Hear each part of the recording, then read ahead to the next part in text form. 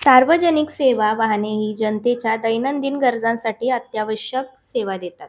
मात्र केंद्र व राज्य शासनाकडून विविध करांद्वारे मोठ्या प्रमाणात महसूल वसूल केला जातो. रस्ते विकासासाठी पेट्रोल, डिझेलवरील सेसद्वारे निधी गोळा करून बीओटी तत्त्वांवर उभारलेल्या रस्त्यांवर पुन्हा टोल आकारला जात असल्याने दुहेरी आर्थिक बोजा वाहनधारकांवर पडतो.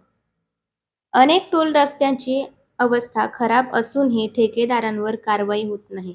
मोटार वाहन कायद्यातील तरतुदी असूनही अंमलबजावणी अपुरी आहे. मात्र नो पार्किंग सारख्या कारणांवर मोठ्या प्रमाणात दंड वसुली केली जाते. दंड हा शिक्षेचा भाग असताना महसूल वाढीसाठी लक्ष देऊन कारवाई होत असल्याची तक्रार करण्यात आली.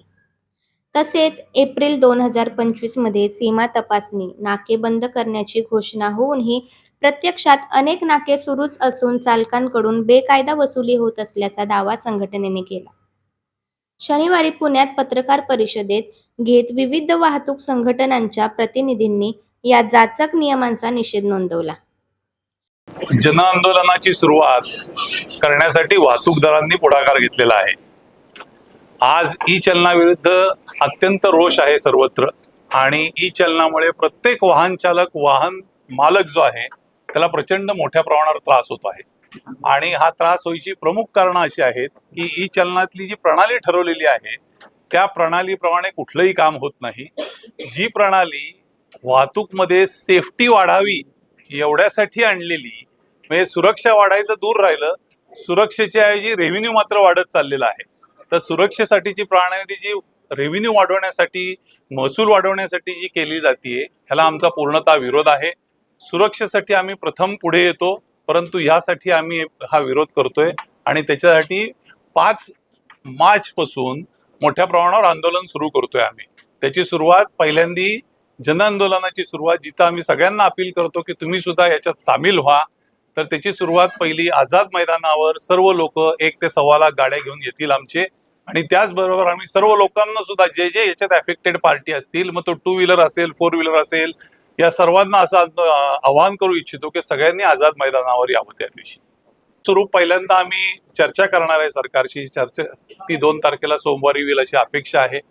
ती जर का सक्रिय झाली तर आम्हाला पुढे काय नुसत्या आव्हानावर आम्ही मागे घेणार नाही. यावेळेस आम्हाला ऍक्शन पाहिजे.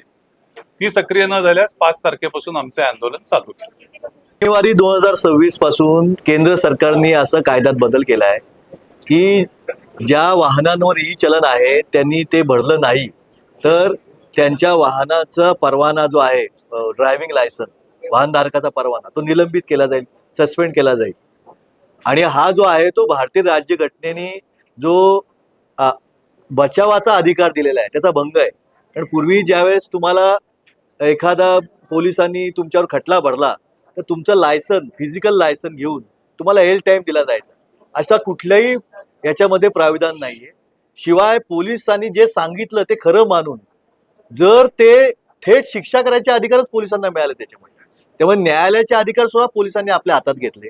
आणि त्यांनी असं सांगतायत की वाहतुकीला शिस्त लावण्यासाठी आम्ही करतोय. मला हे निदर्शनाला आणून द्यायचं की पुण्यासारख्या मोठ्या शहरात 50 लाख वाहने ती का झाली?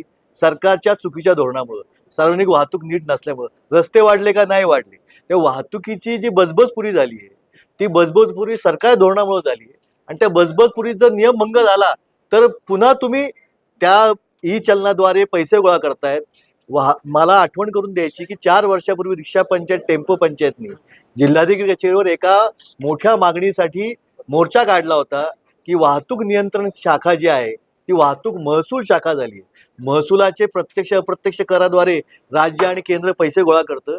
आता त्या सगळ्या याच्यात वाहतुकीद्वारे महसूल गोळा करणं हा एक नवीन विभाग सुरू झालेला आहे. त्याचा थेट त्रास हा सामान्य माणसाला आहे. एक शेवटचं वाक्य सांगतो. तुम्ही मगाशी प्रश्न विचारला होता की लोकांना त्रास होणार नाही का?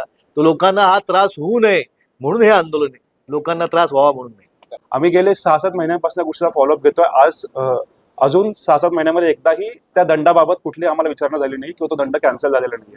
अशा प्रकारचे ऍप्लिकेशन जर का महसूल जर का त्यांना ऑन करत असेल, 50,000 रुपयाचं बक्षीस दिलेलं आहे जो सगळ्यात जास्त फोटो अपलोड कराल अशा व्यक्तीवर, ते अत्यंत चुकीचं आहे. या प्रकारे शासनाच्या विविध गोष्टींचा गैरवापर करून जर का काही लोक उत्पन्न कमवत असतील, हे तुम्हाला मी फॉर एक्झाम्पल 2 फोटो दाखवतो. तिथंही कॅब उभी आहे दिसते, ती पार्किंग मध्ये उभी आहे, एका प्रायव्हेट मॉल मधला हा फोटो आहे. त्या कॅबवरती दंड पडलाय. म्हणजे जेव्हा फोटो अपलोड झाला तेव्हा कुठल्या तरी कंट्रोल रूम मधले बसलेल्या अधिकाऱ्यांनी हा फोटो अप्रूव्ह केलाय. लहान मुलगा पण सांगेल की हा रस्त्यावरचा फोटो नाहीये.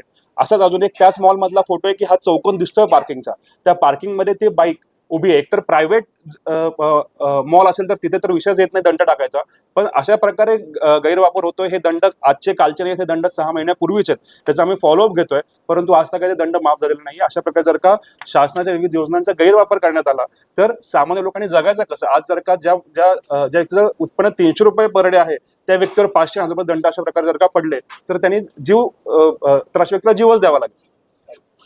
15 लाख रिक्षा, टॅक्सी, बस, ट्रक अशी सर्व वाहनं आहेत. त्यापैकी राज्य सरकारने जे घोषित केलेले आहे त्याच्यामध्ये 4,500 कोटीचे चलनाची रक्कम आहे. आपण पुण्याचा जर विचार केला तर पुण्यात आता परवाशी पोलीस प्रशासनाने जे जारी केलेलं आहे त्याच्यामध्ये 40 लाख वाहनांपैकी जवळ ते 25 ते 30 लाख ही चलनाची रक्कम बाकी आहे. त्याची रक्कम सांगतात नाही, पण अंदाजे 20 ते 25 कोटीच्या आसपास हा दंडाची रक्कम असू शकते असा अंदाज आहे.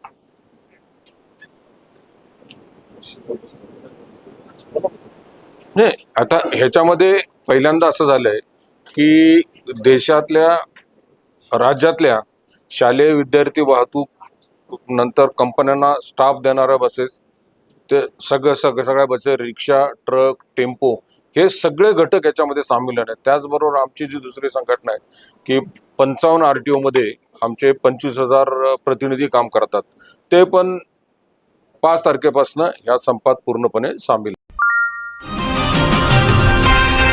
सर्जनशील न्यूज